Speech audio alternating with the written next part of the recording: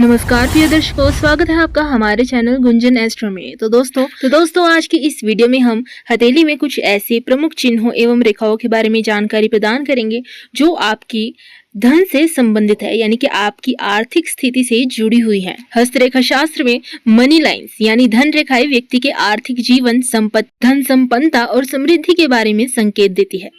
इन्हें धन रेखा, संपत्ति रेखा या वित्त रेखा भी कहा जाता है। यह रेखा आमतौर पर व्यक्ति की हथेली में पाए जाने वाले अंगूठे और ये तर्जनी उंगली के बीच में जीवन रेखा के पास से ही शुरू होकर आपके मर्क्यूरी माउंट यानी कि कुछ इस प्रकार से शुरू होकर छोटी उंगली के नीचे की ओर जाती है। इसे मनी लाइन कहते हैं। और यदि यह रेखा जितनी गहरी, साफ, सीधी, स्पष्ट होगी, उतना ही वह धन रेखा के संकेत देती है कि व्यक्ति को जीवन में अच्छी आर्थिक स्थिरता मिलेगी।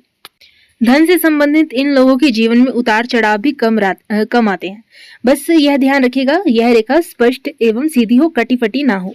दूसरी है हथेली में पाई जाने वाली सूर्य रेखा।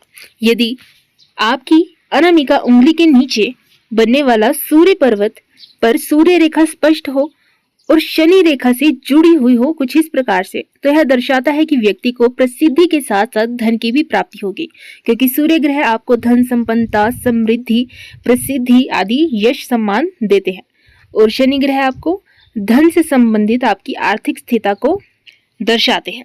और जब इन दोनों का संबंध आपस में बनेगा तो व्यक्ति को उसके जीवन में प्रसिद्धि के साथ साथ धन की भी प्राप्ति होती है। लेकिन हस्तरेखा में ध्यान रखने वाली सबसे महत्वपूर्ण बात यही होती है कि व्यक्ति की हथेली में उसकी जो भी रेखाएं हैं वो कटी फुटी ना हो और अन्य रेखाएं उन रेखाओं को ना काट रही हो, वो रेखाएं स्पष्ट रूप से बनी हो।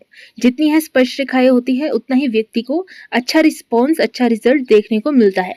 तीसरा चिन्ह, यदि हथेली में कहीं भी त्रिभुज या फिर वर्ग का आकार बन रहा हो, विशेषकर आपकी मणिबंध से निकलने वाली भाग्य रेखा या फिर यानी कि भाग्य रेखा या मनी लाइन पर कुछ इस प्रकार से अगर ट्रायंगल बन रहा हो, त्रिभुज बन रहा हो, तो यह धन की सुरक्षा और वृद्धि का संकेत देता है। धन की सुरक्षा मतलब कि ऐसे व्यक्ति के जीवन में कभी भी धन की कमी नहीं होती, धन बल्कि बढ़ता ही जाता है। धन की ओर से, आर्थिक स्थिति की ओर से ये लोग सुरक्षित होते हैं, कभी भी इनको धन की कमी का सामना नहीं करना पड़ता।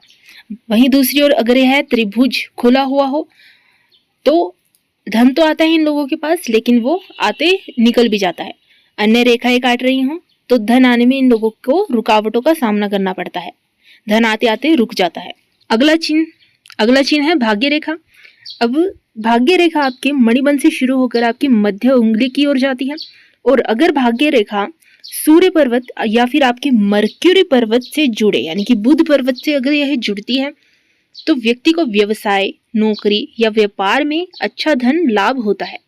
इन लोगों की किस्मत भी काफी अच्छी देखने को मिलती है, भाग्य का पूरा साथ भी इन लोगों को मिलता है, क्योंकि जो माउंट ऑफ मर्क्यूरी है यानी कि जो छोटी उंगली के नीचे बनने वाला बुध पर्वत है वो आपकी व्यापारिक बुद्धि, कौशल और धन का सूचक होता है कि आपका माइंड बिजनेस में, व्यापार में कितना अच्छा चलता है, कितना अच्छा आपका कम्युनिकेशन स्किल है। और भाग्य रेखा का इस स्थान पर जाना ये बताता है कि आपको अपनी बुद्धि के बल पर, अपने बिजनेस माइंड के कारण, कम्युनिकेशन स्किल्स के कारण आपको काफ़ी अच्छा रिस्पॉन्स मिलेगा और भाग्य भी आपका इन क्षेत्रों में काफ़ी अच्छा साथ देगा, जो आपको धन से संबंधित वृद्धि करवाएगा।